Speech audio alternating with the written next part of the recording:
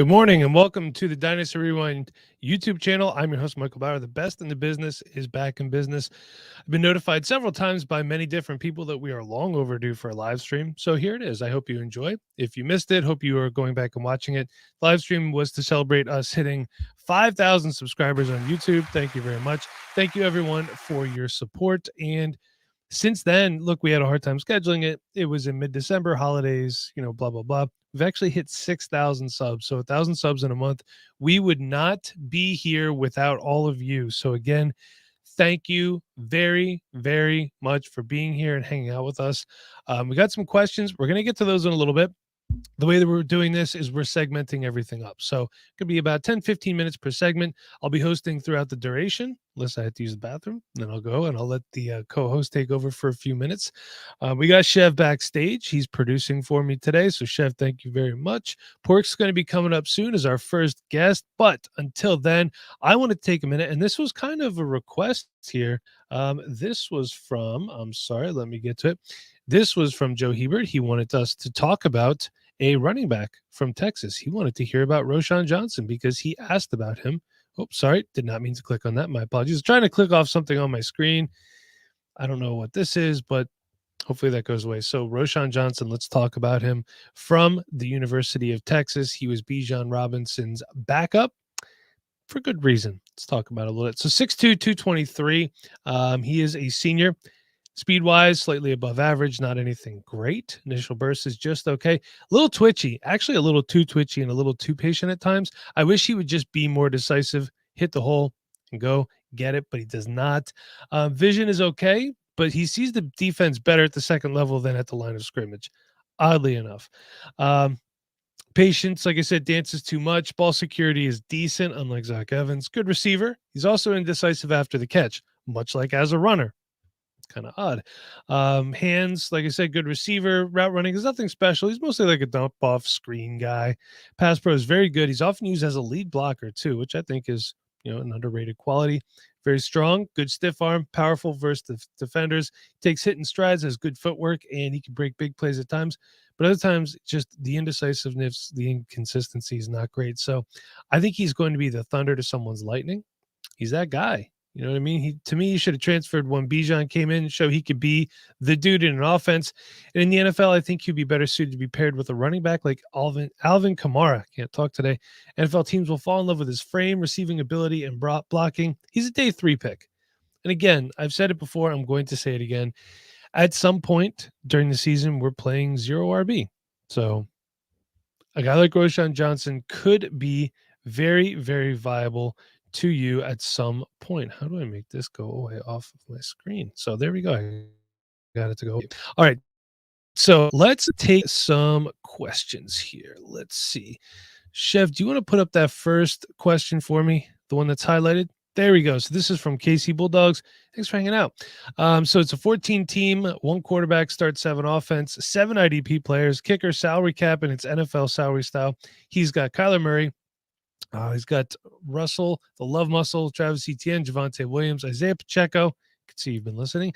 Brian Robinson, Jamar Chase, Treylon Burks, Rondell Moore, Hunter Henry, K-Dot, and Daniel Bellinger. And picks 102, 104, 105, 109, and 110. Chev, let's go to the next one then. And let's see. He wants to know, should he trade the 102 and the 104 for Justin Jefferson or Javonte Williams and 110 for Amon-Ra St. Brown, or neither? So your team looks pretty competitive. But personally, I would look for a quarterback upgrade first. We don't know what Russell Wilson's going to be. We don't know what Kyler Murray's going to be next year. You could take one of these picks and probably move them for a quarterback. But if you want to get Justin Jefferson, I have no problem with that. I think the 102 and the 104 might be a little rich. Going back to our last 1 quarterback mock, what we had at the 102 was Jackson Smith and Jigba. And at the 104 was Sean Tucker. So you have to think to yourself, the 102 and the 104 is JSN and Sean Tucker worth Justin Jefferson? Well, now that I put some names to it, yeah, I would make that trade. I have no problem with that at all. I would try to just, move the 105 instead. But, and Javonte Williams and the 110 for Amon-Ra St. Brown. Looking at the rest of your running backs,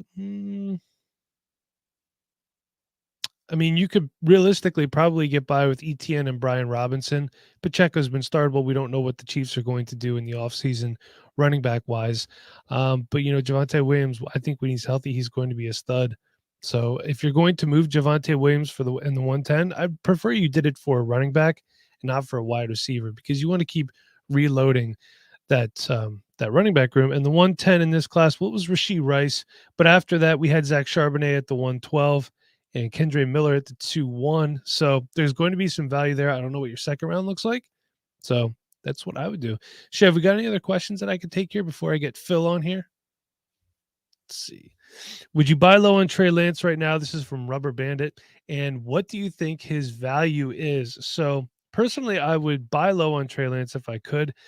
I wouldn't spend more than a mid-second. I don't know if that gets it done. I'm not the biggest Trey Lance guy. I never have been the biggest Trey Lance guy. Brock Purdy coming in and playing really well in the system does not bode well for his long-term value. So, I mean, I would buy low if I could and I had the space for him. This is obviously team dependent. If you don't think you're a contender next year, I have no problem rostering Trey Lance. If you think you're a contender, have a playoff push, I want to get him off my roster and I want a proven commodity. It's that easy. Chev, give me another one. What else we got here? What is the value of Breece Hall and Michael Thomas from Bearded Shotgun? Beards, how you doing? All I held the mighty pork. Don't. His head's already shiny enough. Don't give him any more ideas here. So the value of Breece Hall, I understand that he's injured.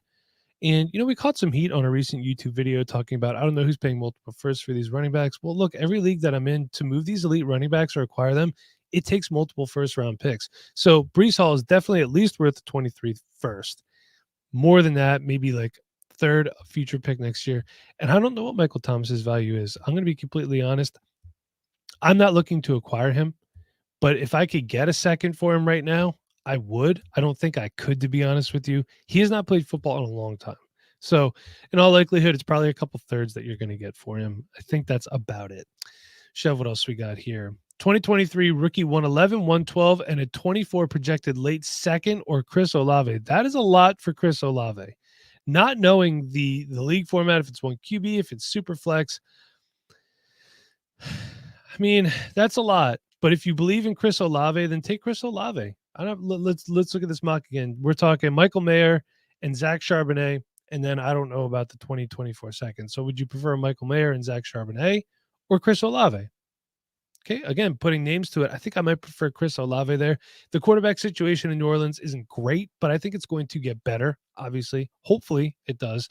Although Andy Dalton wasn't terrible this year. Still think they should have played Jameis Winston, but that's what it is. Chev, give me one more, and then maybe I'll get Porkman in here early. So Russell McCurdy. Russell, thank you for joining us today. I have the 104, 107, and 109 in a PPR one quarterback rebuild. Good wide receivers are Wilson, Watson, and Ridley, and good running backs are Javonte and Brian Robinson. How would you approach this draft? I mean, it's a good thing I still have that one quarterback mock-up, isn't it, Russell? So the 104 was Sean Tucker, all right? And your running backs are Javonte and Brian Robinson. So we have a guy who's coming off of an ACL tear, and Brian Robinson, who is fine, but I think he's like a running back 2 for his career, realistically. Not that there's anything wrong with that. You need that on your roster. So we're looking at Sean Tucker. The 107 was Josh Downs. I think he's going to be a fantastic NFL wide receiver. And the 109 was Quentin Johnston. So we're loading up on top tier talent. The best thing that you want to do is do not reach for anything. Okay? Take the best player available.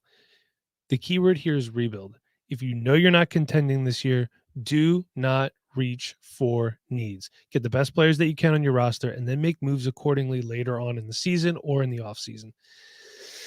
Well, I don't know. Pork's not on the screen. So give me one more. Trade or hold Kenny Pickett. Got T-Law, Dak, Purdy, 12-team super flex. So, I mean, let's realistically look at what you have. You got Trevor Lawrence. He's not going anywhere. Probably might retire as a Jaguar. Who knows? You got Dak. Dak's pushing 30. I know that's not old for quarterbacks, but still, he's getting there. And you got Brock Purdy. So you have 2 starting quarterbacks, and you have a question mark. We do not know what Brock Purdy's NFL future is. Yes, he's looked great. Yes, he's only the 2nd, 7th round draft pick to win a playoff game as a quarterback in the NFL. Did you know that? Now you do. You're welcome. He also has a higher career postseason rating than Jimmy Garoppolo. Everyone seems to think Brock Purdy is the guy. I don't know. Personally, right now, I would hold Kenny Pickett and try to move Brock Purdy. I think that gives you better long-term stability at that position. That's what I would do. I understand that everyone thinks Brock Purdy's great. Brock Purdy's playing better now than he ever did at Iowa State. So something to that. I think Kyle Shanahan's a great coach, but he's the guy that I would move off of. In all likelihood, he was drafted very late or he was a fab pickup. Um, so this is from the Devi Royale. Kevin Coleman checking in. I'm assuming I was on his podcast last night. Kevin keeping me up late. Needs some advice. One of my good friends is an Eagles fan. How can I save him? First of all, thank you for saying that we're friends. And secondly, I am beyond salvation, so I would not attempt it. So, Chev, if you want to go ahead and get the bald-headed wonder in here, and we could do our segment. Good morning, Phil. How are you? Good. I'm doing great. How about yourself, man? It's always great I'm to I'm spend some time fire. with you on a Saturday. I wouldn't go that far. Yeah, I would think so. How about you sit up straight in your chair and get close to that microphone for me? How's that I'm sound? chilling. The mic right here. If I Can could you come can you down. not hear me? No, I can hear you. It's just you're Okay. slouching. What's up I'm with the posture? chilling. It's Saturday morning. It's Do you have nice s- outside. do you have spine apnea too? Like what's going on with you over there? It's- no, I'm good. I'm just enjoying the Saturday morning and talking fantasy football with my besties today and all the YouTube people. I know they've been asking us to go live forever, Yeah, and stop doing that, please. It's a lot of work. yeah, I'll give it a it's a shot. ton of work. You don't know how the amount of organization I had to put into this. Yeah, it is. All right, so Pork, you have a topic for us today, and you want to talk about. Let me get to it. Stetson Bennett for some reason. I do. And it's basically, I always talk about the old guys because you always talk about how like the old players, right? But Stetson Bennett, as I started to scout him, we looked at how he played last year. He did a lot of just running around. He really didn't. It was like first read and go. After scouting him this year, he actually really impressed me a little bit. Not to the point where I don't think that he's going to be, a viable starting quarterback for dynasty purposes from week to week, but he's shown different aspects of his game that I like. He can layer the ball over a linebacker. He anticipates balls going downfield to the receivers. He's ran less. Um, I'm sorry, but you realize that I'm going to make a cut out of he anticipates balls. I know. But he Can you remind me to do that then, please? go ahead. I will.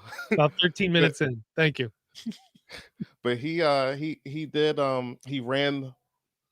he ran this year more efficiently than he did last year. But you look at a guy like Stetson Bennett, he drops back the pass, and you automatically think that he's going to be just a pocket quarterback. In Georgia, he was able to move out of the pocket a little bit and throw some accurate passes on the run, which kind of surprised me a lot. Just seeing how he started. Now I know he's 5'11", he's kind of short, um, but that I think that moniker is starting to go away. You don't have to be the 6'5", 6'4" prototypical quarterback to get into the NFL and make some waves. So I see Stetson as a quality backup at the next level at this point. And as a possibility, you could see some type of a. Not saying he's going to do as good as a Brock Purdy, but if you put him in the game, I don't automatically think they're going to lose the game because you think that these quarterbacks go in and it's okay. They're just game managers. They'll just do this, and this. I think this guy, he's smart enough. He has the arm talent enough from what I've seen the progression from last year to this year to be good at the next level. Saying hi to Dan Brown. What's up, Dan? Good to see you. Hey My Dan. my concern about Stetson Bennett is, of course, he looks good when you're playing in very, very low pressure situations. Because what's up, Brandon? How you doing? Because your defense makes it enable for any opposing offenses to really score any points. It makes your job as a quarterback easier, which is why we saw early in the season for the Eagles, Jalen Hurts looked so good. Their defense was so dominant that he could just go back there and it really didn't matter what he did because it was so effective. So Mhm. what we're looking at is best case scenario. Maybe somebody gets hurt and Stetson Bennett comes in and gives you some fantasy points. I don't think he's Right. drafted to be a starter. I don't think he's No. drafted to push a incumbent quarterback into anything better. I think he just kind of is what he is at this point. And again, we're looking at a guy who basically he's 25 years old playing against 18 and 19 years old. It's like me going and beating people up at a daycare. Like, yes, I'm going to look like a UFC fighter. You know what I mean? He's already halfway to retirement age. This is why Pork loves guys like this. I know, but I'm thinking of more of, we had the preconceived notion that Stetson Bennett was just trash from last year. I saw the progression from what he made from the prior year to next year, and it's a possibility that could be another step up to where he actually does get drafted. Because last year he wasn't getting drafted; he was not good. I This wonder year he threw for 4,000 yards and 27 touchdowns. That there's something to that. I wonder if he's going to the Senior Bowl or the Super Senior Bowl. Super senior bulls. Cause I was Yeah. like, he's a super senior for me. It's at Shady um, Pines in Florida. I would assume he's probably going to go to the Senior Bowl because I would assume He he wants should. to get drafted. He should. I know he did go to Georgia. He left to go to JUCO and then Mhm. came back. So I mean, the dude wants to play. So Yeah. I see him going to the Super Bowl, throwing the ball at the combine, and doing all that stuff to at least try to get drafted and make a roster because I think he can make a roster. All right. I guess we will find out. So, Pork, you want to take some questions, and then my day will be Sure. ruined from 10:30 to 10:45 because Zach's coming on. So this is from William Yeater. I hope I said your last name right. 10-team PPR one quarterback. I want to say we are putting out some amazing one quarterback content on this channel. We seem to be the only people that recognize that one quarterback content, there's still a need for it Still because available. Yeah. as I can see so far from a lot of the comments, people still play one quarterback. Look at that. So we've got Deshaun Watson and Trevor Lawrence, Brees, Chubb, Rashad White. I like those teams so far. DK Olave, AJ Brown, Garrett Wilson, Jameson Williams, Kyle Pitts, the 102, 108, 202. Look at you go, man. Like, seriously, what's the deal to move up and get Bijan? Or am I crazy for not just taking Gibbs? I mean, all right, let's break this. I'm going to break this down real quick. So you have Brees Right. Hall. He's probably not going to be ready early in the season. Okay. Right. You got Nick Chubb. Okay. I love Nick Chubb. You got Rashad White. I think he's probably the Buccaneers starting running back next year. For Right. sure. So we have two starters right there and a question mark. And look, I don't think it's crazy to move up and want Bijan. Bijan's a generational talent. There's also a realm of possibility that Jahmyr Gibbs puts up more fantasy points with his pass catching. Not to say Mhm. Bijan Robinson is not a good pass catching back. I just think Jahmyr Gibbs is a better pass catcher than Bijan Robinson. So I think you got to move up from 1-2 to 1-1. I highly doubt anyone would get taken before Bijan in this league. Stranger things have happened.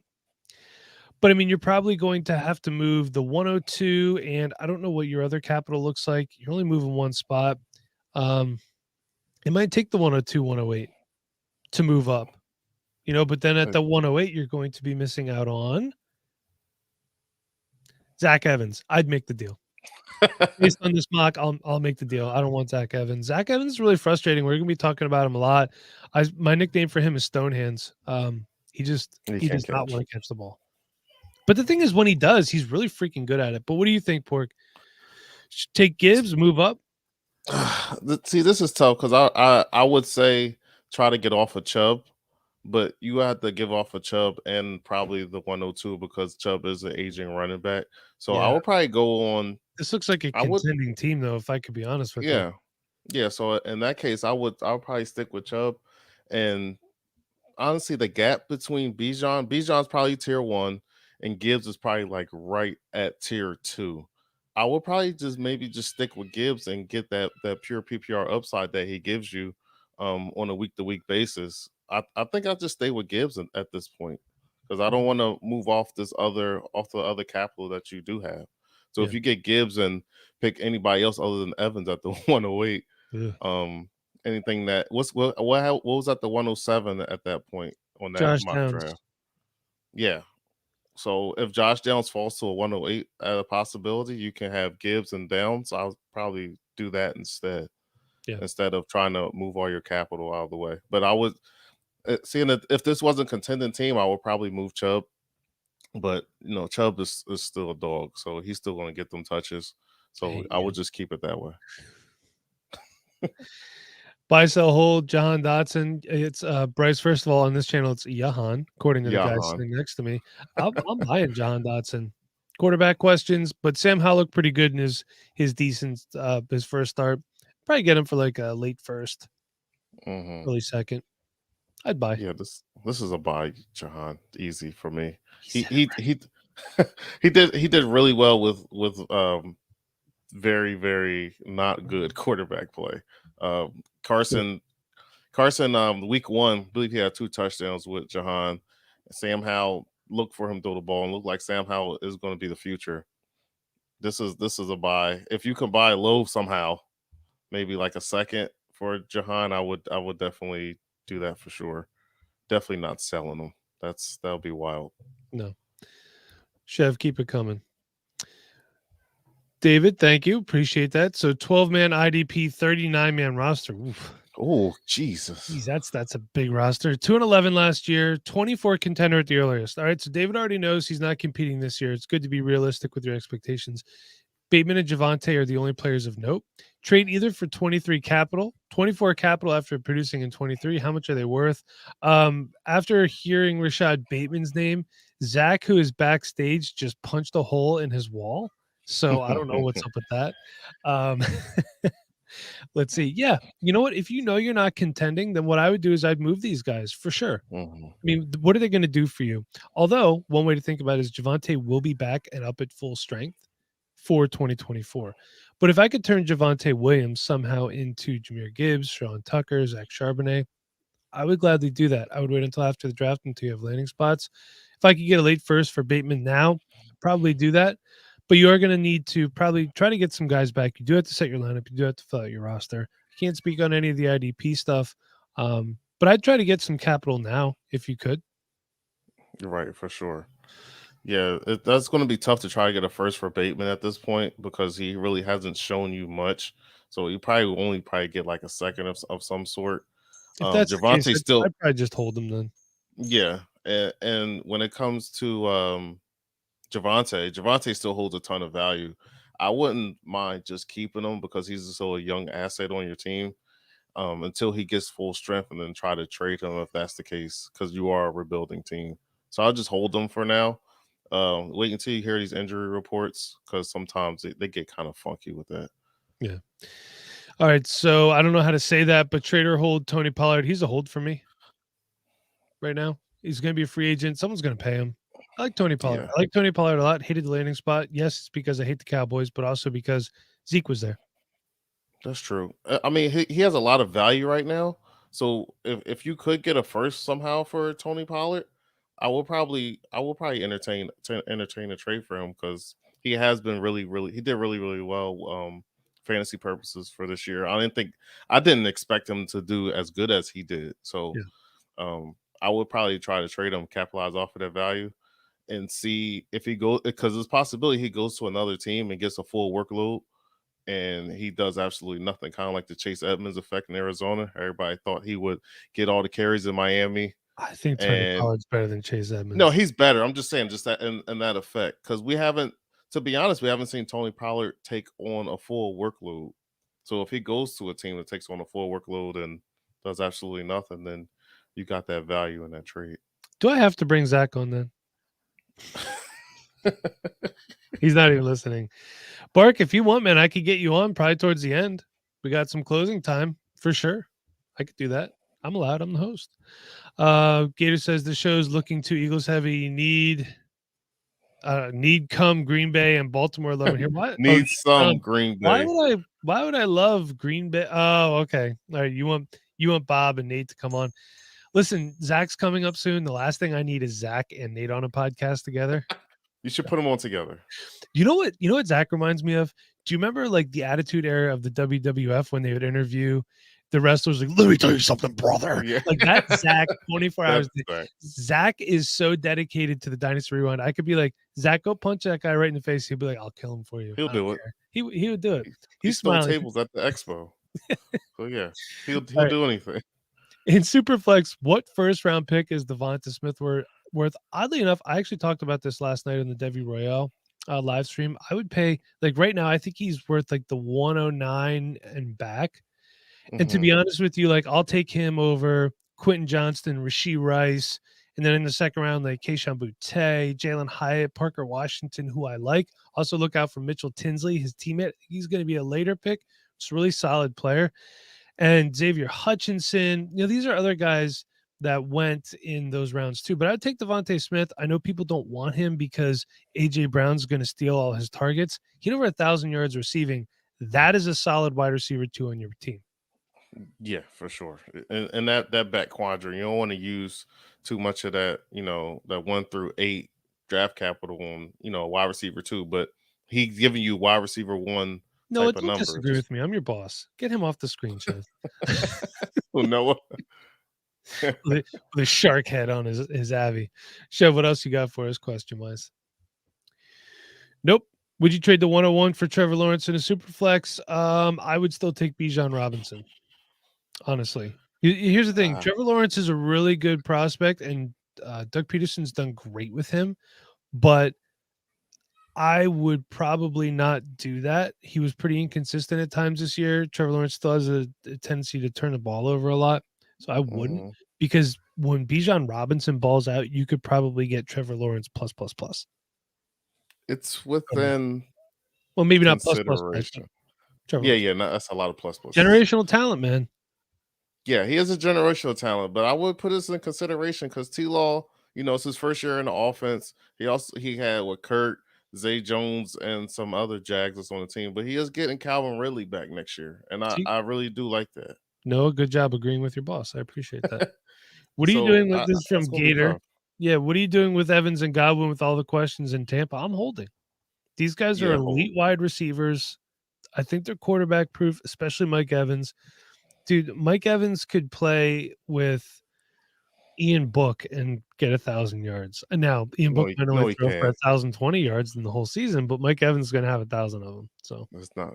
You always use Ian Book as like your table of trash quarterback. Have you watched him play? I have. It's bad. All right, so Pork, we got another 2 minutes with you. Chris wants to know 102 with the need for a second quarterback. Should I stay put, have an inbox offer for 106, 109, and a 24 first late? Pork, you talk that through. Let me go to our latest Superflex mock. Let me bring that up. Yeah, I'm assuming it's Superflex League because you probably wouldn't be asking if. So you need a quarterback. What's that? 102 what they need for a second quarterback.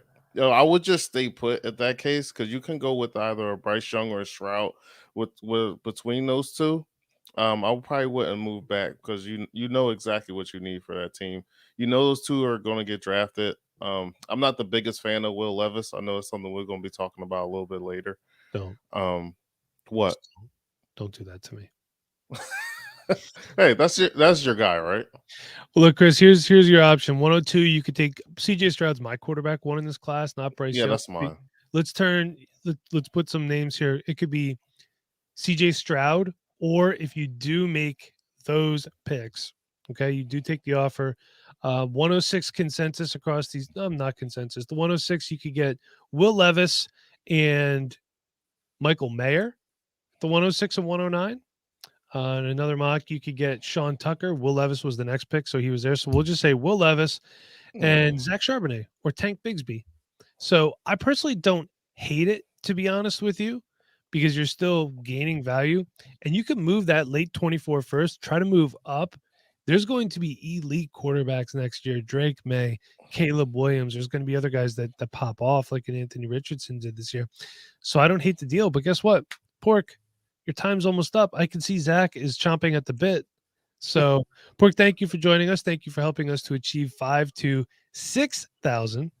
No problem. Look, all right. So Bark wants to come on then. Bark, I will send you the link. I'm going to DM that to your Twitter then. And then we'll get you on here for a little bit towards the end of the show. So, Pork, thank you for everything. Thank you for hopping on. And no problem, bud. All right, you as well. All right, Chev, you want to swap these gentlemen out? And my day is ruined. Hi, Zach.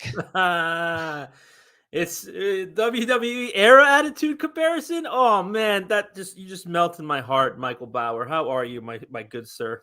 Zach, that doesn't look like your new equipment. That looks like a USB microphone. We are in an empty office that we are setting up currently. I don't know if you guys can see, but it's empty in here. So we're setting up the office, man. You sent me some equipment, but we're upgrading. We're getting some visuals on the wall. All right. We're upgrading to look like a professional recording studio in here. Look at you. Look at you Yeah. guys. So for those of you who are newer or just tuning in, if you do not know Zach, lucky you. But if you do know Zach, Zach is one of our newer contributors here. Hi, Danica. Thank you. I've seen you commenting on our videos lately. Thank you for stopping by. Hopefully I said your name right. I mispronounce stuff. I'm old. I'm going to be 38 soon. Womp womp. So Zach today is going to be talking about, where is the show sheet? Okay. So you're going to be talking about trading for the 101. Zach, you got about 5 minutes and then we're going to hammer you with some questions. Yeah.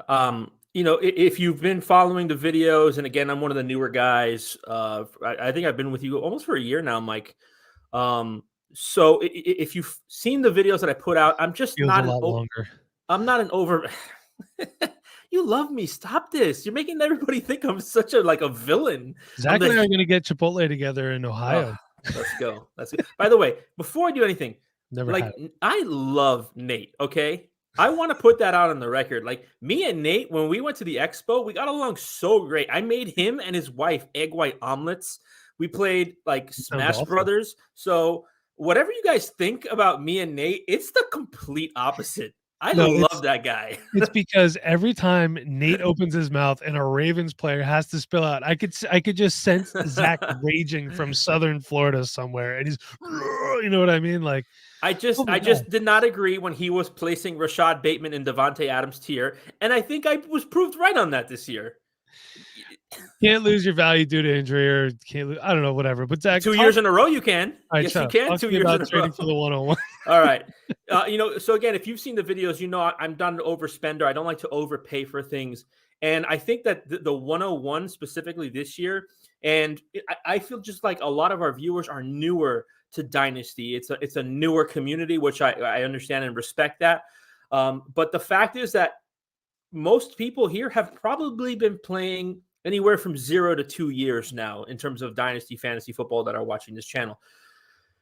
And everything we've talked about for the last year has been Bijan Robinson and the 101. I have seen 0 mock drafts. I have seen anything different other than Bijan Robinson going 101. And rightly so. Like, that's the right thing to do. If you have the 101, take Bijan Robinson, whether or not you need him, because the value is just incredible. But if you're trying to trade for the 101, don't do it. It is ridiculous. It's going to set you back, in my opinion, years on years on years. Unless you are a competitor that is one piece away and that you can acquire this piece that doesn't sacrifice your lineup or your depth or your future ability to be fluid in terms of trades and transactions, which I don't see how anybody dealing the 101 to a competitor, say the 110, is making that move without getting back 3 first-round picks at minimum. So it's for me, if I don't have the 101 in any league, Mike Bauer, I am not even asking for it, because I know what that conversation is going to be, and I don't want any part of that. I don't want to overpay for what is, and look, Bijan may be a better player than Breece Hall, okay? But we've seen in the last year, any injury can happen to running backs. Most of them don't stay healthy for that long. So if you were trying to trade for last year's 101, it's probably half the price of what it is this year, because it's Bijan Robinson, because we've been talking about him for so long. Last year it was like, I don't know. Is it Isaiah Spiller? Is it Breece Hall? I think there was another running back. There was 3 running backs that were involved. What was that? Don't do that to me. I love Isaiah Spiller. Yeah. We couldn't figure out who the 101 was at this point last year. It was Breece Hall. I kind of felt like it was Breece Hall. But my point is that the value of this 101, while rightly so, it should be valued incredibly high. I'm making no attempt, and I don't think anybody should, because it's going to compromise the integrity of your team. Not only starters, depth, future draft picks, all which we've talked about on this channel. When we look at teams and we look at orphans, what are you missing? Are you missing starting depth? Are you missing positional depth for bye weeks, for injuries? Are you missing future draft capital? So, and it's very rare that we ever get a team audit where a team looks just ready to go and move into the future, on all cylinders firing. So if you don't have the 101, do not get FOMO. FOMO is a real thing in fantasy football. It's like the stock market. They're going to try to make you feel like you're missing out. And you know what? Maybe in a year, you can buy Bijan Robinson at a 75% of what it costs now because he tore his ACL, like you can with Breece Hall, like you can with Javonte Williams. I want no part, Mike, in buying the 101 if I don't have it. As a matter of fact, yesterday, somebody sent me in a super flex league, start 12, full PPR, the 101 straight up for Justin Jefferson. And I said no. I said no. Is your team contending? You'll probably tell me it is. No, I have it's an orphan team I picked up, and in that league I have 106 and 111 and 112. 106 is my pick, and I have 111 and 112. So like borderline, but it's like I'm so far away from those teams that are competing for the championships. And if I give up Justin Jefferson for Bijan Robinson, I'm shortening the lifespan on a position. I already have the number one player at a position, Mike. I have the number one wide receiver. So no, I'm not trading a 1-for-1 at a position that is incredibly devalued by the NFL, that they can go get an Isaiah Pacheco and he can take reps away from you as a first round pick. I'm not doing that. And you shouldn't either. Do not fear missing out on Bijan Robinson. There are so many good running backs, and I don't know that for certain, but you guys keep saying that. You guys keep telling me there are so many good running backs that you can get later this draft, that you can get next year. Fantasy football, and specifically Dynasty, is a game of patience. So don't have that FOMO of missing out on the generational prospect of the next 5 years, because you can build a team of depth and compete that way. So I'm not overpaying. I'm not overspending for that 101. And I'm really just not even engaging in conversations with the owner of 101s right now. Okay. All right. So Zach is not interested in the 101. And he'll tell you that he doesn't have the 101 anywhere because, unless it's an orphan, he's probably winning every championship. Zach is so good, he wins championships in leagues he's not even in somehow. So, Chef, do you want to give us some questions that Zach can long-windedly answer? Hang on one second. Is it better if I puff my chest out about leagues I'm not really in, or if I puff my chest out like Bob does about winning his free leagues? Hey, he did say that some of those free leagues are more competitive than pay leagues. I don't believe that. That's nonsense. That's not true. People who aren't paying for fantasy football are not paying attention to their team. Okay, those are the leagues where Isaiah Hodgins is available right now. Oh, here we go. This is not this again. Get in our Discord if you want to know more about Isaiah Hodgins. Patreon.com/Dynasty Rewind. Isaiah Hodgins, Devontae Adams, Rashad Bateman, Justin Jefferson. What's in a name? So Al wants to know, how does JSN compare to the best of 2022 draftable wide receivers? That is a great freaking question. And Watch Your Rage wants to know, how does this year's wide receiver class stack up against last year's? So, Chef, can you bring up the last question again for me, please? So we're stacking JSN against Treylon Burks, Garrett Wilson, Chris Olave. I got to be honest with you. I like all of those guys better than JSN.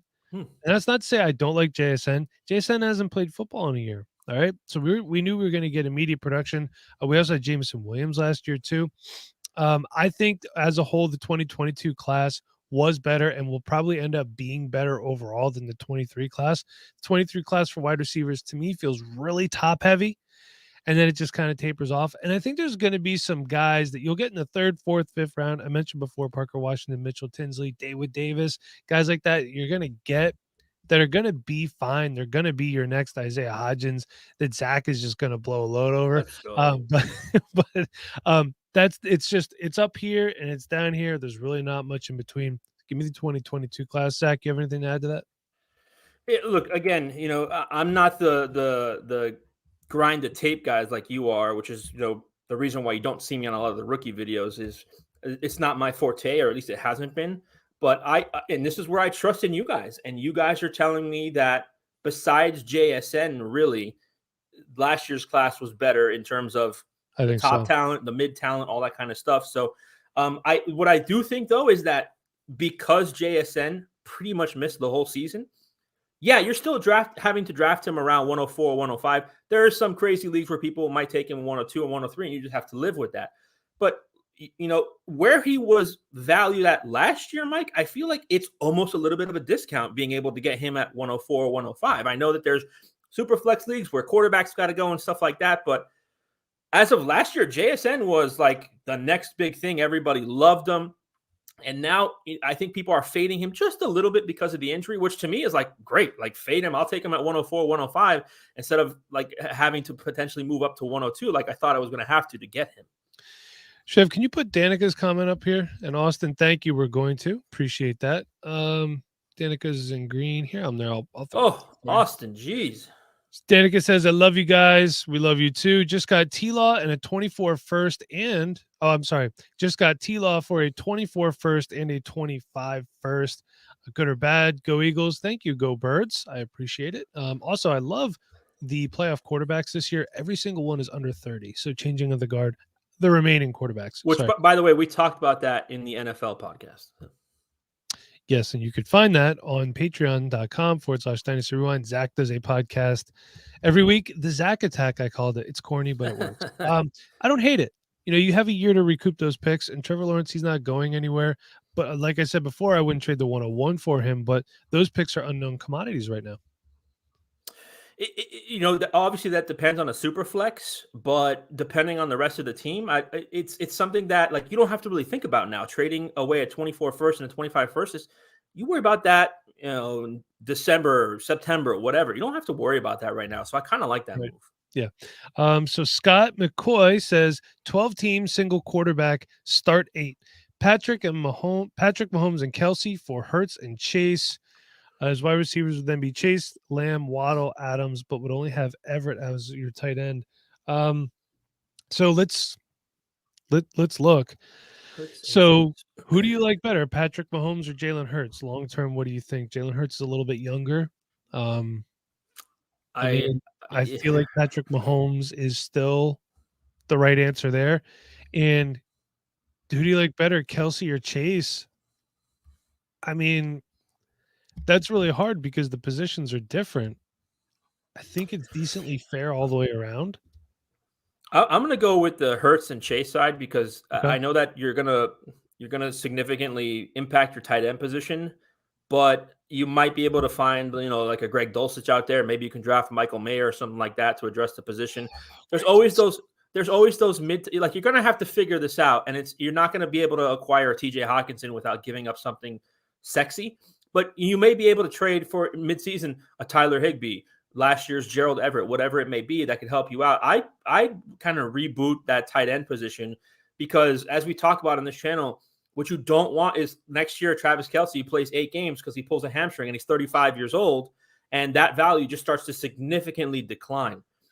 You will get top 5 tight end production out of Kelce if he stays healthy, but how much longer is that a viable thing? Zach also, he said Gerald Everett is only tight end. Gerald Everett finished the season as tight end 13 in a PPR format. So, I mean, I understand that, Travis, there's a big drop off between 1 and 13, but it's not like he was tight end 25. I would personally, I'd make the move, and I would look into acquire a Greg Dulcich, a Daniel Bellinger, kind of go 0 tight end at that position. Maybe you could even bump up to like a Dallas Goedert instead of the Mahomes and Kelsey stack, try to find a way to get the Hurts and Goddard stack, or you could even look at like a Pat Freiermuth or something like that. I don't hate the move for you. So Zach, we have time. Let's give you one more question. Chev, what do we got? Who is the Smash Bro 101 pick? I don't know what that means. Smash Brothers, like the video game. I don't know what that is. Wow, dude, you've got so many things to work on in your personal life. I'm gonna be 38 next week. Do I look like I play a lot? No, see, let's bring Nate and I. We play Smash Brothers. Okay, so for everybody who thinks me and Nate are like no, like I made him egg whites and we play Smash Bros. We were like this, man. Answer the question, Zach. I'm not the best Smash Bros. Player. I always play like the characters I actually know, which is like usually like Kirby or any Pokemon characters. So I'm probably not the best person to ask, but I'd probably go with like Kirby, or if I just want to have some fun and go ham, I'll pick like Bowser or Donkey Kong. All right. So Marco from the future, meet Mike from the present. Good afternoon. I take it Marco's a little bit ahead of us. I got the 4th overall in a 1 quarterback half PPR dynasty keeper 12 team draft. Who should I take since Bijan and Gibbs are probably not available at that point anymore? All right, so you got the 4th overall. Let me go ahead and let me reference our last one quarterback mock just so you know who we took in that mock, okay? And the 104 was my pick, actually. I took Sean Tucker. But available after that, if you're looking, we also had Tank Bigsby, Jordan Addison. So there's some good guys there. And if you don't like any of those guys, Marco, like I tell everybody, trade back, get some extra draft capital.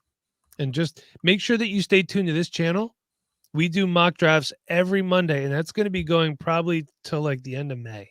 Mock draft Monday might be a good one next week. I guess you're going to have to find out and stay tuned. Ooh. Mock draft Monday. Chev, that doesn't say anything. What's that? There's no text there. Oh, Rob, you're welcome. Thank you for hanging out with us. I appreciate that. So, Zach, I'm going to boot you out real soon, but it's been fun. It's been real. It has not been any combination of the two. But no, Zach, seriously, I enjoy you. I appreciate everything you do. Zach is actually a good dude. He just rubs people the wrong way for some reason, but that's just part of his persona. And you know what? That's why we like Zach. Zach is great. He's awesome in the Discord. Honestly, his Patreon podcast is amazing. I get that extra pod every week. We actually do 3 pods a week. Nate and I do one, Rewind After Dark. Dan does a DFS pod, and Zach does his. But through this draft cycle, you are going to be seeing and hearing more pods on our Patreon. Chev and I are going to be doing some as well. We're going to be talking some running backs because Chev loves to scout running backs.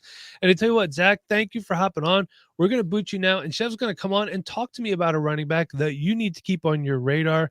Zach, thank you again for everything. Chev, he's been producing since we started. This is rolling along nice. What's up, Chev? First off, Zach, I love you, brother. Hope you're doing all right. You probably can't hear me now, but that's okay. Man, I'm happy to be here. 5,000. Now we're at 6,000. Let's go, baby. All the people rolling in. Thank you guys so much.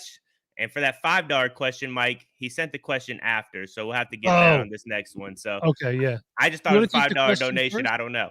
Huh? You want to do the question first right away? Yeah, let's go for it. So here's that question from Michael. He says 12-team super flex. Wide receivers are Justin Jefferson, Kupp, Waddle, Bateman, and QBs are Herbert and Kyler. Ooh. Do I move Waddle and Muth for Pitts, Russ, and Hollywood to supplement QB until K1 is healthy, or just hold this God squad? Mike, what do you think?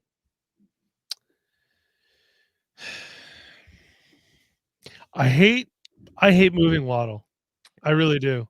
Also, backstage, Zach is just like disrobing. I don't know what he's doing. He's taking his clothes off right now. I hate moving Waddle, and I hate moving Freiermuth, to be honest with you. Yeah. Pitts has been a massive question mark, and Russell Wilson's been a real big disappointment. And I mean, like, do you think Hollywood or going from Waddle to Hollywood is an improvement? I don't. No, I wouldn't. Honestly, if I'm going to move any of those guys to try to get a quarterback, even if it's a lesser quarterback, see if you could move Rashad Bateman for Jared Goff or Daniel Jones. That's what I would do. Yeah. I mean, like, I'm off Kyler. Chev, you live in Arizona, so you know what's going on with Kyler, but that's where I would go personally. Yeah, and I mean, we don't really know when Kyler's actually going to come back. I mean, there's talk about he's going to try to come back at the beginning of the season. I mean, the guy waited a month to get his surgery. I'm guessing that's knee swelling and whatnot, but it seems like usually people go in pretty quickly and get it done. Yeah. So who knows when he's going to come back? QB situation without Kyler, shaky, and it's going to be a full rebuild in my opinion. I can see it coming for the Cardinals, sadly.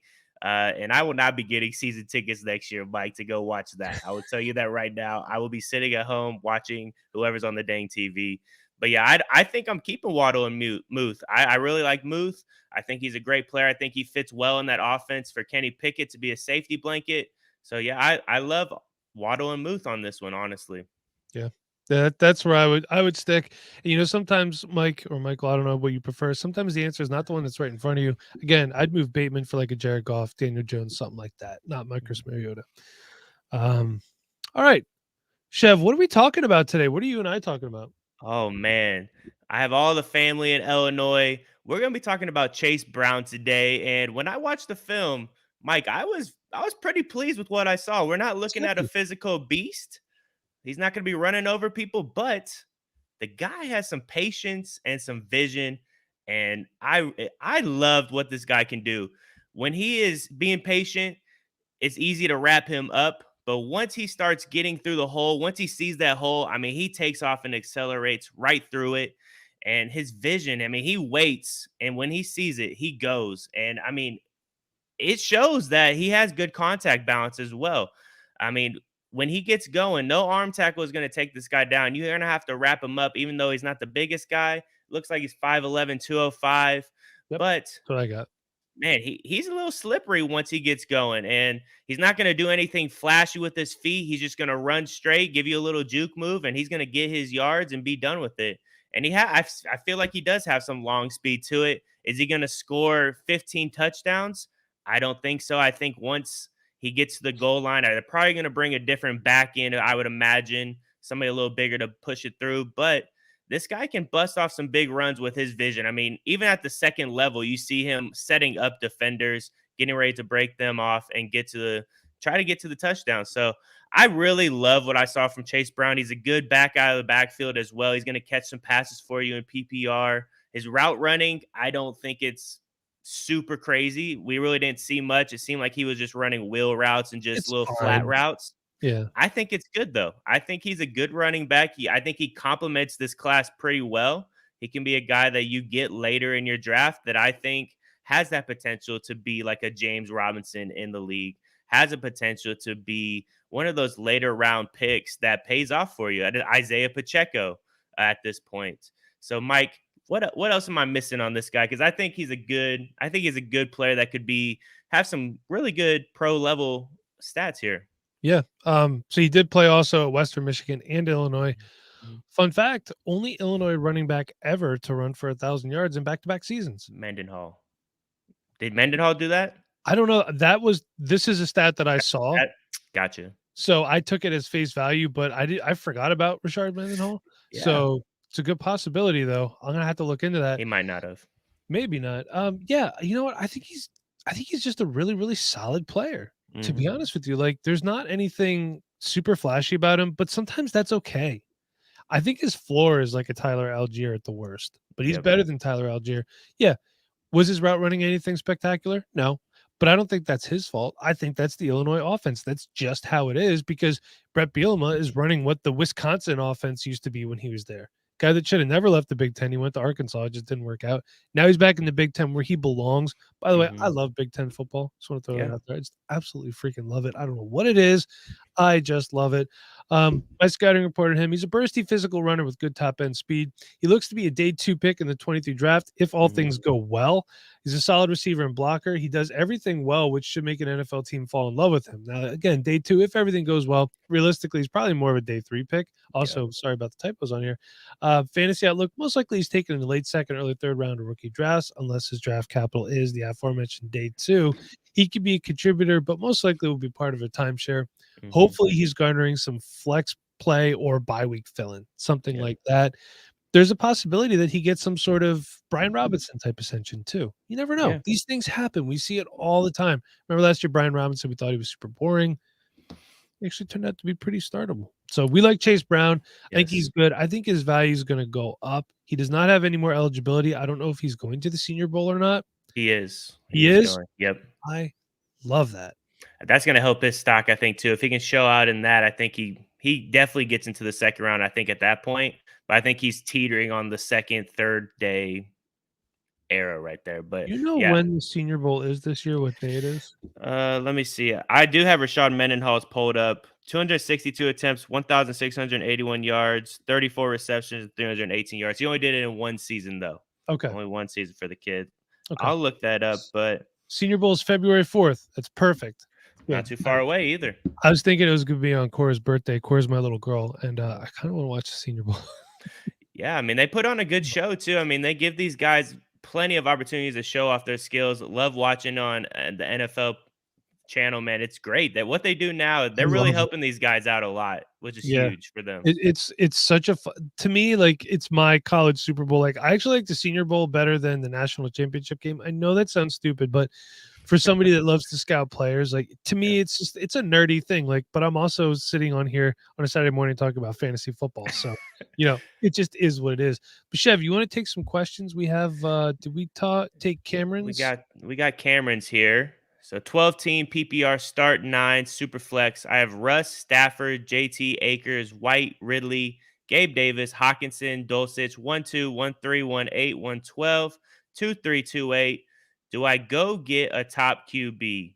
Yes, Yeah, I I think would. you have the chance to, for Yeah. sure. I mean, I actually love Hawkinson, the position that he's in that offense. So that is So do huge. I I. really love his outlook for fantasy in the next few years, especially if Kirk Cousins is still there. Man, he just produced off the charts once he got out of Detroit, which is what we all thought was going to happen in Detroit when they drafted him so high. So glad he's getting that ascension now. Yeah. Dulcich is somebody that we really like too. Yeah. But yeah, I think you definitely take you can get a running back, and I think you can get one of those top QBs. Or if you wanted to, you might be able to get both QBs if you're trying to taste that flavor. I think I would just go one QB and then go with Gibbs, honestly. I'll tell you, yeah, what I would do, I agree. If pick your poison, CJ Stroud, Bryce Young, whichever one you like better at the 1-2. I'd get Jameer Gibbs at the 1-3, and then at the 108, based on our last 2 mocks, Jordan Addison. Whew. And the 112, you could have like Zach Charbonnet, you could have Josh Downs at the 112. The other mock, Josh Downs was at the 111, but you got some really good. I mean, Kendre Miller looks to be there at this point at the the wraparound. The 2-3 could be like Keishon Butte, could be Kendre Miller again.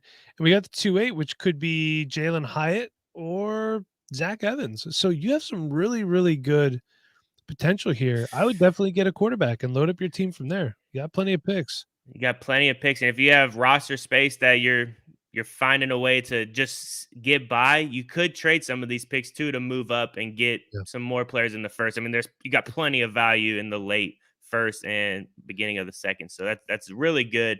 That's how you should be building, man. Get those picks so you can do whatever you really want. You could stay put, you could trade up, you could trade back because you have 102, 103. I mean, that's a lot of good assets to have, Mike. Also, Cameron, I would also like to see you. I know we love Hawkinson. He's had some injuries in the past. I would also like to see you look into Dalton Kincaid or Sam Laporta or Luke Musgrave. If you have, I'm assuming you probably have more than just the first and second round picks. If you have like third round picks, Dalton Kincaid will probably be gone. But those other guys, they're in consideration because you want a decent backup tight end too. Yeah. Not knowing what the rest of your roster is like. So, Chev, we got time for a little bit more thoughts on Xavier Worthy at this point. I like Xavier Worthy. I think he's really good. Wish he would come out this year, but watching some Texas film, I like what I see. So I'm excited to scout him next year. Yeah, he looks like a young, athletic wide receiver. Looks a little lengthy. I think I'm excited to see what he does this upcoming year, especially with a year with the QB Ewers, I believe. Quinn Ewers, who was a little erratic a lot when I watched him. Yeah, and I mean, he should be feeling a little more confident, hopefully. So we'll see what happens this year. All right. In need of a QB, what type of deals would work to get Justin Herbert single QB? Well, my first question is, why do you want Justin Herbert and what are you willing to pay for him? I understand Justin Herbert's an elite quarterback. Justin Herbert, to me, was also one of the most disappointing fantasy players of last year. Go on Sleeper, look at Justin Herbert, and look at his game-by-game log. Look at him in the league that you are in. So you see the league settings. There was multiple times where Justin Herbert was under 10 points a game. I think one game he put up 3 points. Like we thought that week in and week out, Justin Herbert would be a 20 to 30 point guy, and he wasn't. So if you want to get Justin Herbert, I still think he's worth the first round pick because he's Justin Herbert. He has that name. But you want to do what I would do is I would look at all the quarterbacks in the league and look and see who's the most consistent. I would try to get them. But if you want to get Justin Herbert, it's going to probably take at least maybe like a late first round pick. Yeah, and I know we made a trade. It was about maybe a year or two ago where I traded 2 seconds for Herbert because you had another QB that you really. I think you had maybe Josh Allen in that league, so you didn't really need him. So I think 2 seconds. I think that could get it done, especially in one QB. I don't think that's super far off. I mean, he only threw 3 touchdowns in 3 games last season. And there was plenty of games where I'm seeing 1, 2, 3, 4, 5, 6, 7, 8, 9 games where he threw under 1. So he had 1 or below. So that is not great for fantasy football. I think next year, I think it'll be a little bit better. A lot of injuries this season, but I mean, stats talk, man. I mean, he didn't produce super well, and you were expecting a whole lot from him. Yeah, I agree. So I think you'll like this one right here. Is trading Drake London worth the 1-3 and 1-7 pick this keep year? Drake London at all costs. We're on YouTube. Come on, KJ. We don't talk bad about Drake London on YouTube. Well, depending on league format, you got to look at what you can get for him. To be honest with you, do you prefer any of the prospects that are in that range? Or do you prefer Drake London? Do you prefer a guy who was the first wide receiver off the board in last year's draft? So that's up to you. Personally, I'd probably hold Drake London. If that's the case, unless your team really needs something, needs a good running back, and you think Jahmyr Gibbs could be there. You want Sean Tucker? Yeah, then I would do it. But I'd probably just hold Drake London. Yeah, I think you hold him for right now. I think his opportunity is going to take an uptick next season as well. Once they get a new QB, I imagine is going to be coming in, and I imagine they're going to want to throw the ball to Drake London. It's not like he had a bad season. I mean, all these rookie wide receivers were thinking, oh man, they got to bust out for 1,400 yards or they're a bust. I mean, we saw guys get, I think he had 826 yards or somewhere near that. That's a heck of a rookie season. We got to push down all these expectations for these guys. Not everybody's going to be in a situation like Justin Jefferson or Jamar Chase where they become the guy and they have a QB that needs to throw the football to do things in this league. I mean, it's obvious that they have to, but not everybody can be that guy right from the get-go. I agree. All right, Chev. So thanks for talking some Chase Brown. Thanks for talking, taking some questions. So let's get Nate in here now. Nate's just chilling backstage. Chev, thank you. Thank you, everybody. I appreciate y'all. We do appreciate you. Hi, Nate. Hello. Of course, we went to you when you had food in your mouth. I'm back. I'm here. How are you today? I'm doing pretty good. Got my coffee. I'm excited to be here. I'm excited that we're doing a live stream again. It's been a while. Stop saying that we're excited to do this. Had to bring out the old school shirt too. Hey, there you go. Look at that. That is old school. We got to get the Ravens lamp back out. How's things going, Nate? It's going. It's going, man. Yeah. I'm excited because, you know, we're sitting here, we're talking about 2023 prospects. I was listening to you and Chev talk about Chase Brown. You know, I was telling Bob and our Patreons in the Discord just the other day that, you know, going back, watching some Chase Brown, I'm a little bit higher on him now than I was beginning of the season, middle of the season. Told you. You know, just a couple of things on him. You know, I think the receiving ability isn't great. So I think in the next level, he's going to be more of just a runner. You know, he can receive the ball if he needs to, but he's not going to be a guy that they're going to put out there to, you know, make a difference in the receiving game. Yeah. But, you know, he's a early day 3 pick. Maybe he, you know, gets his way into the 3rd round, but solid guy. You know, yeah. I'm not down on him. So, Nate, you had a topic here. It was one that I picked for you since you didn't fill one out. Would you like to discuss that topic, or do you just want to take questions? That's up to you. You know what? I will talk a little bit about this topic because, hey, head of Devi over here. So we got to talk about the 2024 draft class. For over a year. But after that, I'm all about questions. I love answering questions. That's why I like the live streams, Mike. I love this interaction. It's great. It is nice. And thank you to everybody that took time out of your Saturday morning or afternoon or evening, wherever you are, to watch us. So, Nate. Yeah. So, Mike, you've already probably heard some of these names, but I'm just going to quickly preview some of these. So we know what's coming up in the 2024 class. So we know what we're doing with our 2024 first round picks already. At quarterback, if you play in a super flex league, Caleb Williams. Okay. Caleb Williams. You know, we don't honestly have to say too much more than that. He's the Heisman Trophy winner. He is a guy that's being compared to Patrick Mahomes already. This is a guy that went to USC, followed Lincoln Riley, just continues to put up numbers in that offense. He's a guy that really leads the team. They were playing Utah in the Pac-12 championship, and they'd already lost to Utah earlier in the season. And they should have won that game, but they lost it because, you know, in the first half, Caleb Williams got hurt. He's out there hobbling. He's still keeping it in the game. He's still keeping it close for a little bit. But when Caleb Williams goes, you know, the team goes. He's one of those guys that just makes such a big difference. He is, you know, on the level of play that he is for his team, he is like a Lamar Jackson, a Patrick Mahomes, a Josh Allen for his team. He is that important to that offense. He has that much playmaking ability with his legs, with his arm, just off script.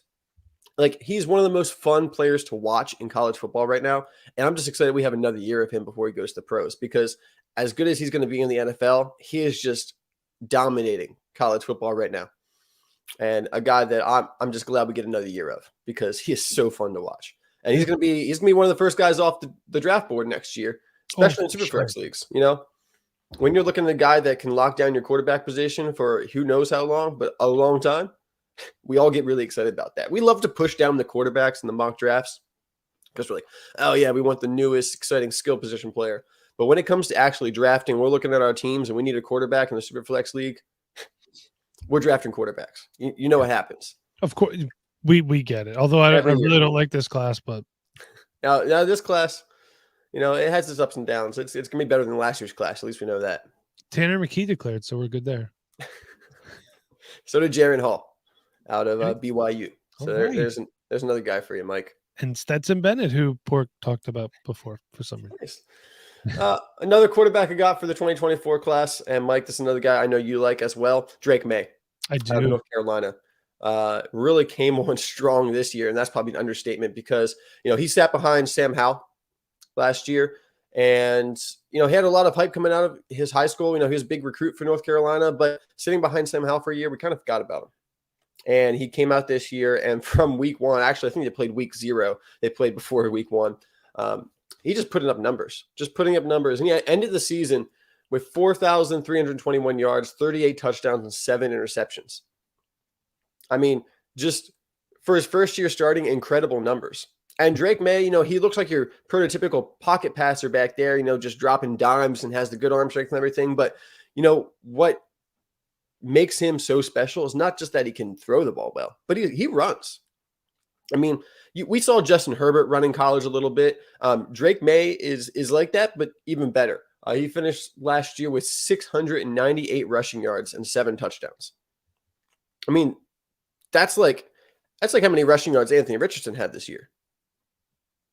Hendon Hooker. I mean, like, Drake May is as much of a running quarterback as some of these other guys that we label running quarterbacks. So Drake, yeah, sneaky athletic. Yeah, no, he's a gym rat. You know, works hard. Sneaky athletic is the term that you use to describe white quarterbacks that can run, or white slot receivers. Yes. Yeah. Yeah, the 24 picks are looking good. Yeah, quarterback looks good. At wide receiver, hey, Marvin Harrison Jr. Oh, yeah. Big time. Wish he can come out now. Oh, he should. They should let him declare. He'd be wide receiver 1 in the class, in my opinion. He'd be a top 10 pick. Yeah. You know, he's that good. He is that good. And we've been used to these Ohio State wide receivers. You know, they're like 5'11", 180 pounds, technical route runners, and that's how they win. You know, Marvin Harrison doesn't fit that trend. Now, Marvin Harrison's 6'4", 205 pounds, physical, but he's also an incredible route runner. He is really the all-around package. I mean, we're talking about a guy that by the end of next year, he could be like the Bijan Robinson of wide receivers. Ooh, I mean, I'm hearing. This guy is incredible. And Ohio State, we know they put out the wide receivers. Brian Hartline is an incredible wide receiver coach over there, and I believe he's going to be taking over some offensive coordinator duties this coming year. So, I mean, I can't hype up Marvin Harrison Jr. enough. I mean, when your dad's a Hall of Famer, you know, you already got the hype, and he's going beyond expectations already. And that's amazing. You know, to have such high expectations to still cross that threshold. Nate, do you have about 10 minutes for questions for us? I do. Chev, what do you got for us? All right, so Hidden Valley of the D wants to know, I love the Jamal Williams picture, by the way. Who is your rookie running back sleeper? I'm liking Abanaconda a lot. Nate, let's start with you. I want to bring up our prospect sheet, and then I will have an answer for you. Yeah, you know, sleeper at running back, you know, I do like, we've already talked about Chase Brown. I think he's a pretty decent sleeper. I like Deuce Vaughn, but I think with Deuce Vaughn, it's all going to come down to draft capital because he is unfortunately 5'6", and that's a little small for a running back in the NFL. But when he gets the ball, he just makes things happen. He's a great receiving back. And I think that's where his bread and butter is going to be in the NFL, because even at that size, you can still get into the receiving game. So Deuce Vaughn is going to have some receiving work. The question is he going to have any running work at that size? Because he can do it. I believe he can do it. I believe he has the talent. We've seen it at Kansas State. He's played really well over the past couple of years and put up some really big numbers. But is he going to get the opportunity in the NFL? You know, we can talk about, yeah, he's good enough, but it comes down to the coaches feeling comfortable putting him between the tackles. But I do like Deuce Vaughn a lot. Another running back that we like to use as a deep sleeper is a guy that just made a appearance on our mock draft recently, Tyjae Spears out of Tulane. You stole mine. Tyjae Spears, man, he's getting the FF Twitter hype right now, the draft Twitter hype.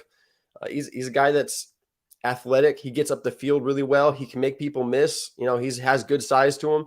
You know, this is a guy that I think is going to be a pre-draft riser, and we're going to see him over the next couple of months rise from a deep sleeper to someone that we're talking about, you know, as an early day 3 pick maybe. Mine's Dwayne McBride from UAB. I talked about him a lot. We did a video on him. Really good between the tackles, good inside-outside runner, fast, led the NCAA in rushing. There's a possibility he's a day 3 pick, and he definitely gets some good play. Then there's a lot of guys on here who I think are going to be really good for the NFL, but not necessarily for your fantasy league. Guys like Muhammad Ibrahim, Chris Rodriguez Jr. There's kind of bangers between the tackles. I don't really think they're going to pull a ton of fantasy points for you, but Dwayne McBride is my running back sleeper.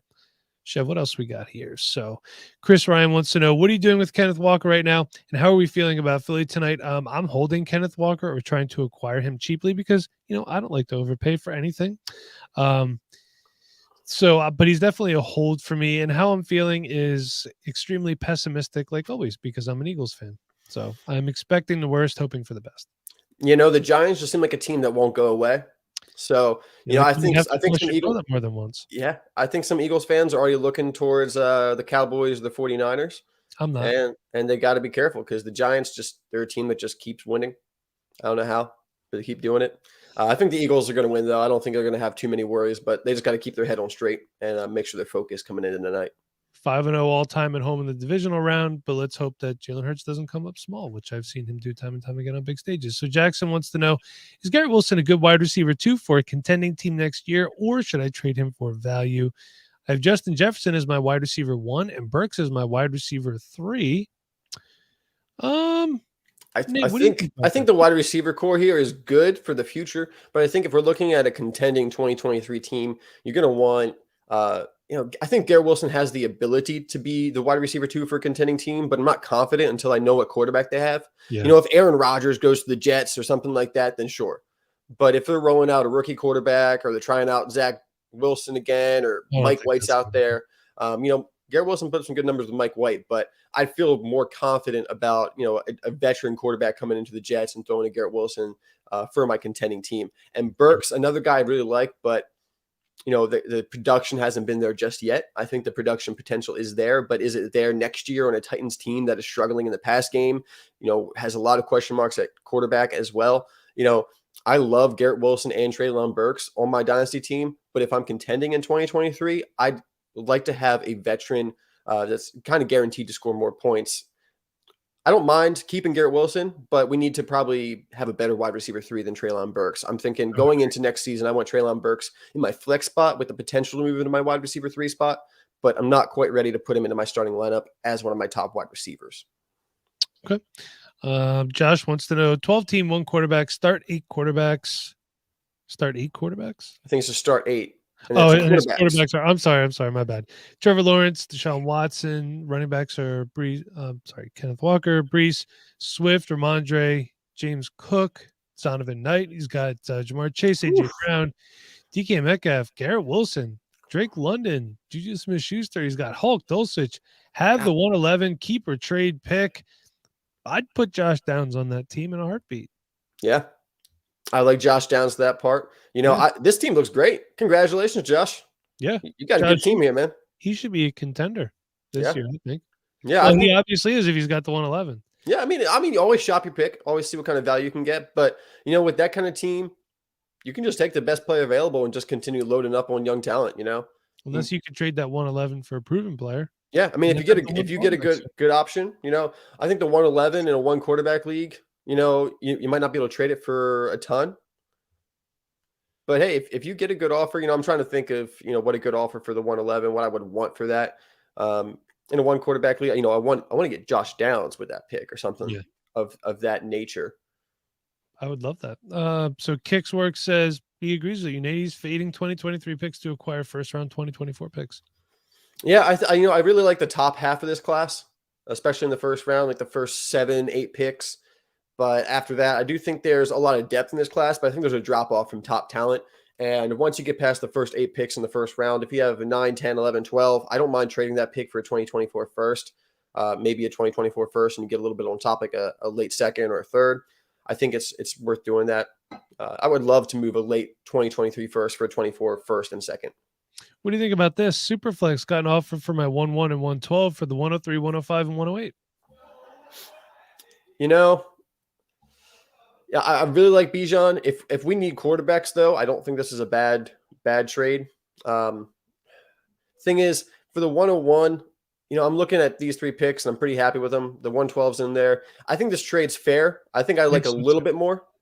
Make a little bit more, but I'm not upset with this trade because I think, we're just getting better depth. We're giving up Bijan, but we're getting Bryce Young, we're getting Jahmyr Gibbs, and then we're grabbing maybe like a Jordan Addison or something like that. That's pretty good. I'm okay with that versus a Bijan and maybe a Josh Downs. Yeah. All right, so a couple more minutes here. Mike putting in the work. Jason, thank you. And actually, Jason, I forgot about you. My bad. You got a question from you. Thank you for popping in here. So we're going to do Cole's first, and then we're going to go to Jason's question. Bring that back up. Just bring it up on my phone here. So 1 quarterback, 10-team league, 6-point per passing TD. I have Geno Smith, Trey Lance, and Tom Brady. How much of a priority should getting a quality quarterback be for me? How much would you give up to get another quarterback? I wouldn't. I have Geno Smith. I think he's going to get re-signed. And if Trey Lance comes back or goes to a new team, maybe the Jets, who knows? Michael LaFleur is the offensive coordinator there. It would be a good spot. Then you got Tom Brady is going to retire in the next 10 years. So I would not prioritize getting a quarterback in that league personally. I would. You would? Yeah, I think we're a contending team. 6-point passing touchdown. We got to give some more emphasis to the quarterback, even though it's 1 quarterback. I'm not convinced that Geno Smith is going to be the starter next year. I think he is. He could be. And I wouldn't be surprised if he was. I think Pete Carroll likes him. But with the draft capital they have, they can go invest in a top quarterback if they want to. Yeah. If they don't think Geno Smith is the long-term answer. Because remember, they went into a rebuild, and they really did better this year than they thought. But if their plan is still the rebuild, then Geno Smith, as well as he plays, they're looking at the long-term future. Trey Lance, a lot of question marks. It came out today and last night that reportedly Brock Purdy is going to be the starter in 2023.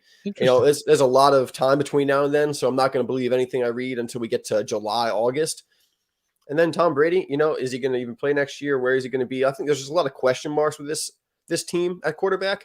And with a 6-point passing touchdown scoring, I want to have a good quarterback. So I'm willing to give up like a second round pick, I think, is what I'm willing to give up to secure the quarterback position for myself. Some guys I'm probably going after. I don't mind going after, if you want to go cheap, I don't mind going after like a Kirk Cousins, a Daniel Jones. I think Daniel Jones is a great buy. I think he's getting a little expensive right now, but I think Daniel Jones is a good buy. But, moving a second, maybe you can get early second, maybe you can get Dak. People are kind of down on Dak right now, but I think Dak's a great quarterback to have, especially in a 6-point passing touchdown league. So that's a guy that I would probably be looking to acquire. Yeah, I don't hate it. So let's do Jason's question, and then we're going to get my friend Jeremy Barker on. So Bark, if you want to hop backstage so you can pop in and say, hey, you can hang out while we answer this question. So Jason, who became a patron last night, was watching me on Kevin's live stream, 12-team Superflex, tight end premium, start 10. So use your mind here. This was in the Discord. He has 34 picks. Oh my gosh. Traded in a startup and made trades for picks. So in 2023, he's got the 1, 1, 2, 5, 7, 8, 9, 10, 11, 423 seconds, 423 thirds. And then I think all those picks, that's for 24 as well. Core players are Trey Lance, Garrett Wilson, Sky Moore, and a bunch of Jags. How would you go about building a roster, consolidate picks, trade draft players, and gain player equity, or trade? I mean, when you have the 1, 1, 1, 2, 1, 5, 1, 7, 1, 8, 1, 9, 1, 10, and 1, 11, I'm drafting. And I don't think I really have to say take best player available. You could just take all player available. I mean, It's do whatever you want, dude. You could get Bijan, you could get CJ Stroud, you could get Sean Tucker. I mean, Mhm. you know, your team, you have a bunch of Jags on your team, not for long.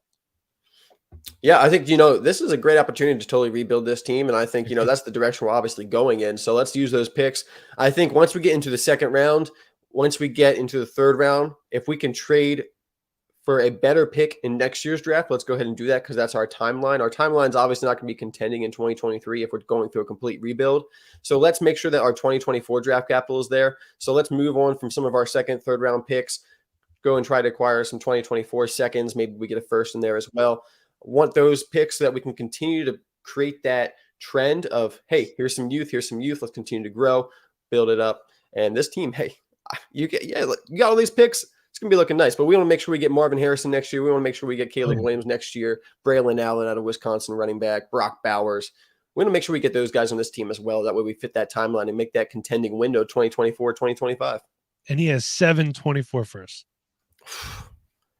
Well, hey, this is the best time to go acquire those 2025 first. The season finally flipped over. You can go acquire those 2025 first. This is the cheapest they're ever going to be. Drew Alar. Yeah, exactly. I mean, this is the cheapest they're going to be. Go ahead and get them now. You got the time. You got the time to wait on them. So, Jason, my man, thank you. Nate, thank you so much. You were at just as big of a part of this as everybody else, getting us to 5 and now 6,000. Patreon's growing. Hope to see somebody over there maybe after this. If not, no pressure. Just keep coming back and watching. So, Nate, thank you again. And Chev, we're going to bring on a very special guest to me. So this is somebody who's been a supporter of the Dynasty Rewind from the get-go. Chev, you want to get him in here. This is my good friend, Jeremy Barker. So Bark, there he is. Is that a Shure SM7B, Bark?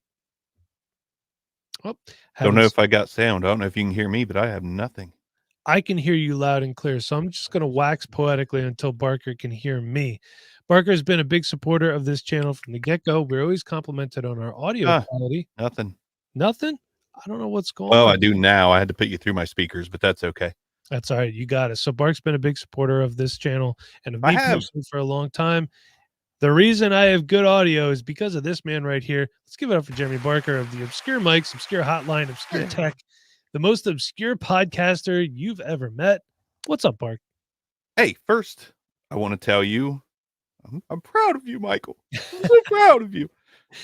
Second, you may be excited about this. There's preliminary talks to bring the Back Row Fantasy Show back in limited fashion. My favorite fantasy football podcast of all time. In limited fashion. Possibly. Can I ask who the cast would be? Arms for sure. Yeah, I know it's disappointing. No, I'm very. No, I'm kidding.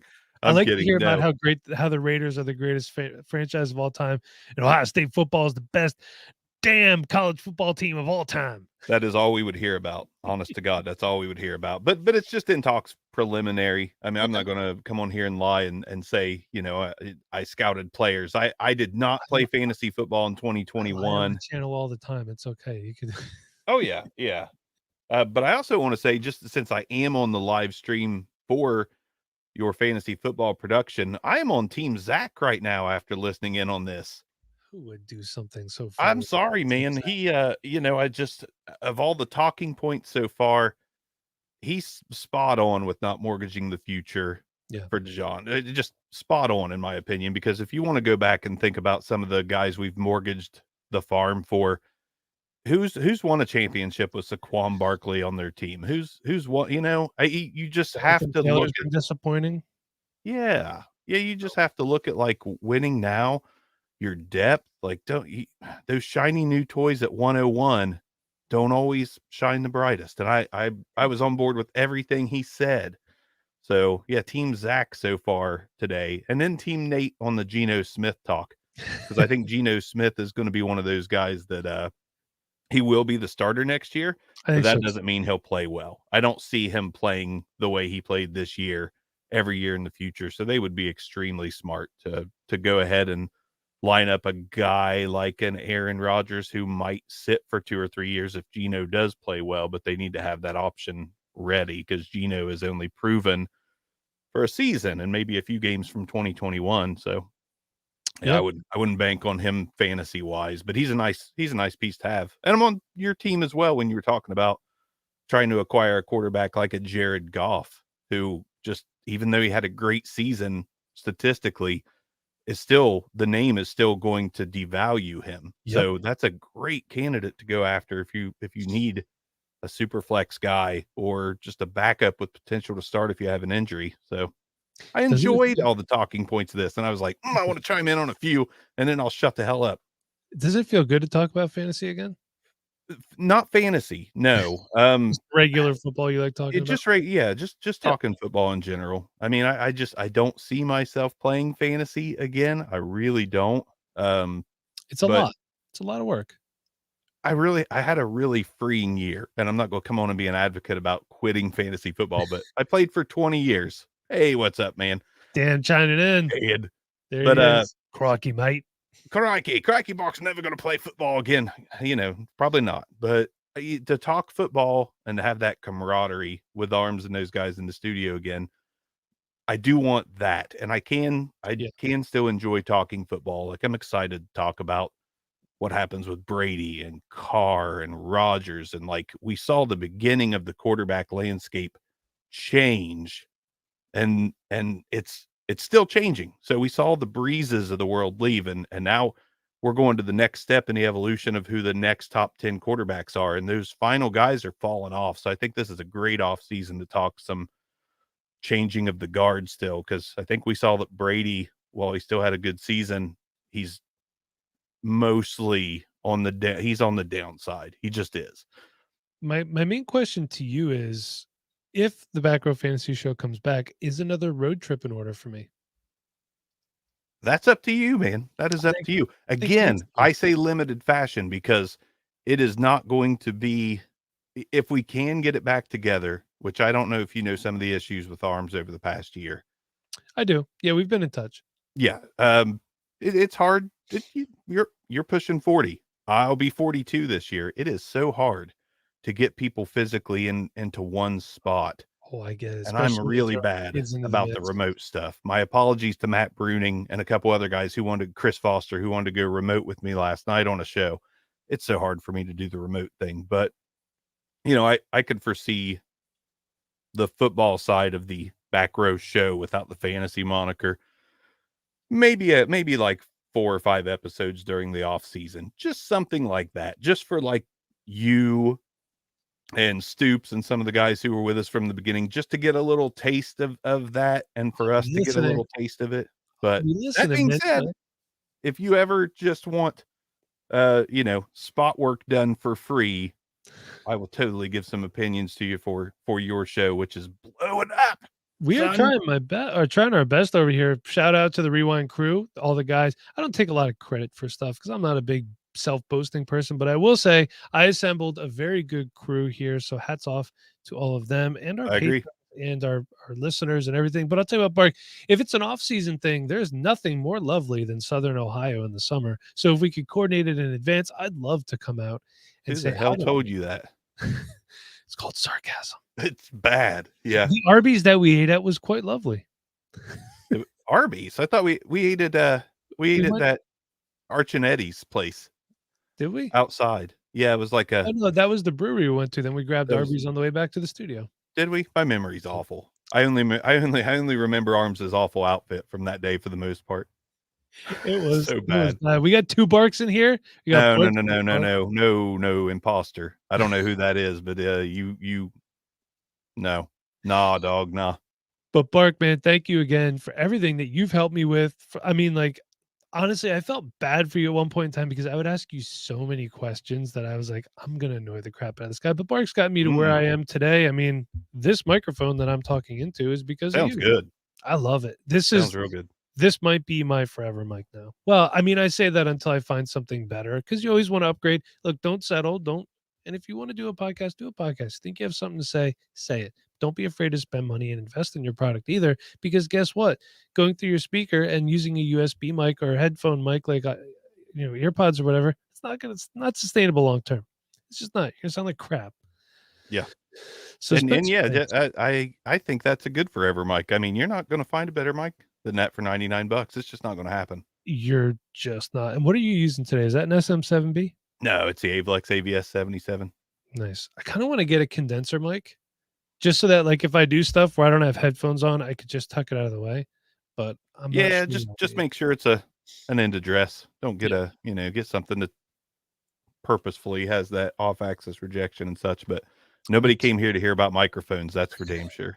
Well, you know what? If you want to hear about microphones, you need to hop on over to Obscure Mics. And the best thing about Obscure Mics is this. Barker's honest. He's great at what he does, but he always likes to find ways to save you money. You love to do everything as affordable as possible. Like that's especially for a beginner podcaster and a beginner live streamer, YouTuber, that's huge. That's huge. You don't want to make a huge financial commitment right off the rip. Well, as you're sitting there as proof in the pudding, like you don't have to spend a ton of money to sound good. We're talking to Bauer, who's got a $99 mic, $70 boom arm. Yeah, I'm sure your interface is good, but I mean, you just don't have to spend money to sound good. Yeah. Well, the mixer was upgraded because, all the sound drops and stuff and the music, that all goes through the mixer. That was the reason that I got it. Plus, when we got together, like at the expo, Bark went, oh, that I remember that. You need to do more of that. You do. I need to do more of that. So, like when I do in-person stuff, I wanted to have, the interface that could take more than just one or two microphones. So, but yeah. So, hey, listen, Bark, it's been real. Thank you. Maybe you can make it up to Canton this year for the Fantasy Football Expo and come say hey to your boys at the Dynasty Rewind. I would like to. It's hard to know how the schedule is until the time gets closer.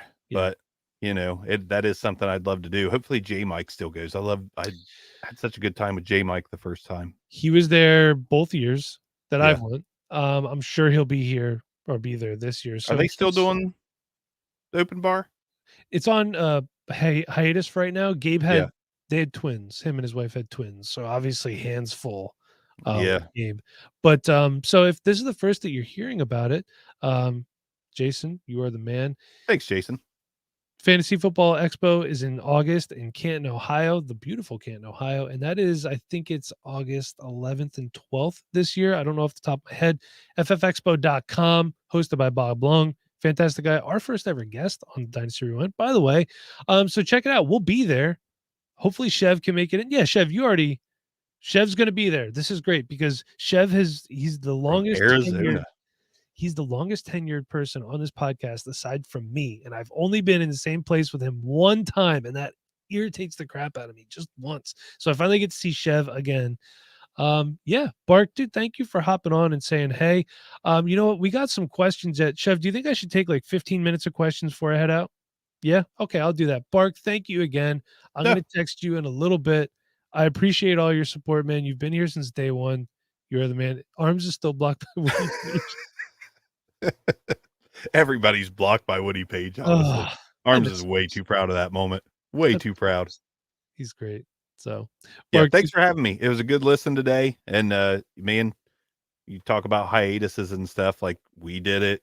Open bar. A lot of other ones have come and gone. Not talking crap by any means, but just longevity and building that roster of different takes and different opinions, because fantasy football is not fact. It is not. So Dynasty Rewind has you covered with multiple, angles, and that's what people want. So yeah, and it's hard too, like, folks. It's hard, this sometimes doing this comes at the detriment of my sanity, my free time, my marriage, my fatherhood, but I'm here. I enjoy it. This is what I do. I don't go out and party. We're too old for that. Well, my knees can't take it anymore. No. I don't go out and party. I don't go out and drink with my friends. I come up here and I scout and I make videos for YouTube or I record pods, and it's rewarding. I love it. It's rewarding. It is. Once I get my camera figured out, I'll be real good. I'm working on it. So hey, your camera. See, this is fine. I don't see a problem with your camera. Like again, if there's no one watching and no one commenting, like, dude, your video sucks. It doesn't. So. That's being the budget guy that I am, don't overdo it. It's light out right now. When we record at night and then the lights on overhead, it's rainy. Not as good. Yeah. So, but I'm actually working on putting different light bulbs in the light to see if that helps it. Like for $8. It will. Lighting's cheaper and more effective than going out and buying a big time camera. So yeah. So we'll see what happens. Bark, thank you again. I'll be catching up with you soon. So let's take 15 minutes of questions or so, and then we will roll out of here. So, Chev, what do you got for me? Enjoy, Rewinders. Thanks, Bark. Good talking to See you again, man. See you. All right, let's see. What do you do with Brock Purdy right now? Well, Mike, that's a really good question because as Nate said, it looks like he's going to be the starting quarterback for the San Francisco 49ers next year. Freaking wild. Just absolutely wild, right? Like the ascension is unlike anything I've ever seen before in my entire life. You got to hold him. I'm not going to actively try to. Oh my God, let me try that again. I'm not going to actively try to acquire Brock Purdy right now. We are at the apex of his hype. So his price is only going to keep going up and up and up. Hold him.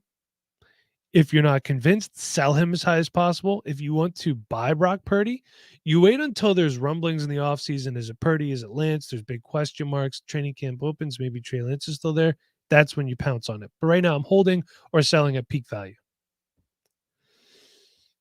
AJ Brown or 101, one quarterback PPR. Ask yourself the question, do you want AJ Brown or Bijan Robinson?